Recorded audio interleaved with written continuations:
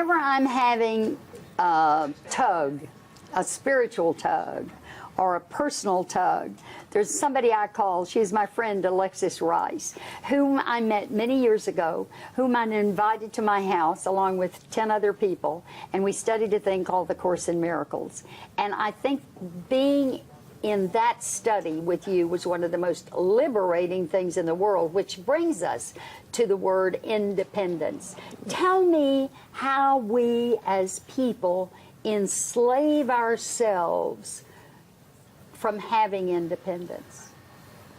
I think the first step to change is awareness. So be mindful of what has hold of us. What are we the most afraid of? So fear is one of the things that keeps us from real independence. Yes, And yes. fear of what? Like women in America, it seems to me, we're very fearful of the disease to please. What will people think? What will they say? How will they feel if I do this and this? And so if we could get freed of our disease to please, men don't seem to have it as bad. We'd be far more liberated. We would, but we are. So we're not free really when our own thoughts hold us back. Exactly. If we have the disease to please, we don't say what we mean. That's right. We always talk, we're politically correct or are afraid we won't get the job or something. How do we break that cycle? One practice would be never ever talk about anybody unless they're in the room with you. Oh. Because then would you say it if they were there? That's beautiful. And if everybody practiced that, which they're not going to, but it's a nice thought, but we could make a pact. we could make a pact. And we could say, I'm never going to say behind your back what I wouldn't say to your face. Exactly, but then live it. And then live it. Yeah. And in my life, I think that people can be independent of illness. You have to really, really, really want it. And I think... Want the illness or want the to be well. independence from it? The independence from the illness. And you've been through cancer. You've Yes, been I have. through... You have had some horrific health care issues. Advanced stage 4 16 years ago, and I'm great today. But you have to want it and stick to the plan and want to be independent of the illness. And so how did you think? How did you hold back your fear from that? Well, it's enough to say you got to want it, but you know, I told you, my son asked me one time, how do you want to? Exactly. Okay, how do you get yourself to that place? Right. Well, first. What do I say? I have no cancer. It is. I have no illness. Do you do that? Affirmations. What do you do?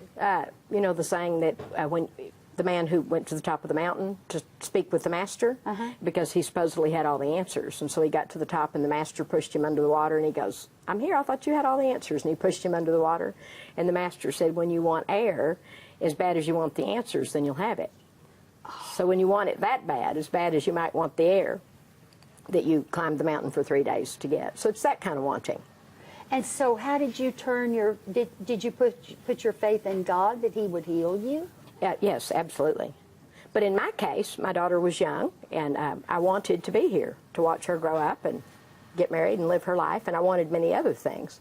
And I had great people around me to support me in the right thoughts and the right health care decisions. So you also are a nutritionist. Yes. So you did a lot of eating properly and eliminating certain things. Right, eliminating. I was independent of toxic foods and beverages.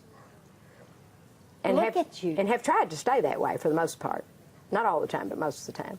You're doing courses right now on wealth for women, how to manifest income, doing all of that. Just the attitudes of wealth, because the world's changing rapidly. The train is going, so we all get to reinvent our life daily that fits what's going on with these times. And if you're out of the loop for a month, then you're behind. So, to be independent of But that past seems thoughts. fear-based to me. No, it's just to be independent of past thoughts. People keep going, well, I used to do things this way. Well, good, but that doesn't even exist anymore. Okay, that's right. And Yeah. the past thoughts, the negative past thoughts, are what holds us back today from the positive good thoughts. Exactly. So how do we eliminate that?